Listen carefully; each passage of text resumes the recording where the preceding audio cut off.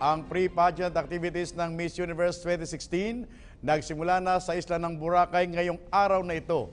Silipin nga po natin ang mga balita dyan mula sa aming kasamang si Joy Gumatay. Joy?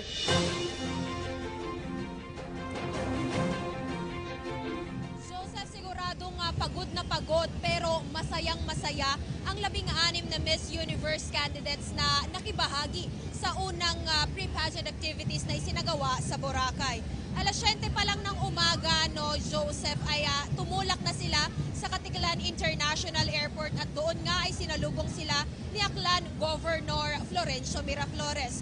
Agad naman silang dumiretso sa Station 1 sa Boracay, isang kilalang resort and spa doon para isagawa yung kanilang private na photoshoot with former Miss Universe Philippines Shamsi Supsup. Pagkatapos nito ay binigyan rin sila ng pagkakataon para subukan yung dragon boat rowing at ang fishnet weaving na bahagi rin o tatak ng turismo ng probinsya ng Aklan. Pagkatapos nito ay agad naman silang tumulak pabalik ng Maynila para maihanda yung kanilang mga sarili at para makapagpahinga sa pangalawang araw ng kanilang pre-pageant activity na isasagawa naman bukas sa Bigan. Samantala, Joseph, kung naririnig mo, medyo maingay yung ating kapaligiran dito sa Kalibo, Aklan dahil nga 2 araw bago magsimula ang ika-800 Ati-Atihan Festival ay talagang napaka-excited na nung ating mga turista at residente dito sa Kalibo, Aklan.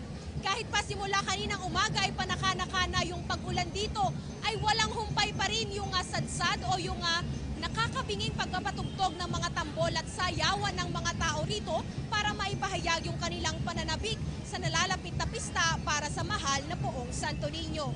At liban nga sa pagiging maingay ng mga ganap dito, naging napakakulay rin ng parada kanina bandang alas 4 ng hapon dahil doon sa mga suot na do-it-yourself costumes ng mga street dancers dito sa sentro ng Kalibo.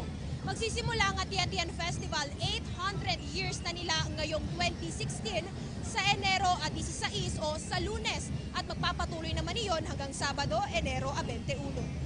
Sa ngayon, yan na muna ang ating pinakahuling ulat mula pa rin dito sa Kalibo, Aklan para sa PTV News. Joy Gumatay. Joy, maraming salamat sa report na yan mula sa Kalibo, Aklan.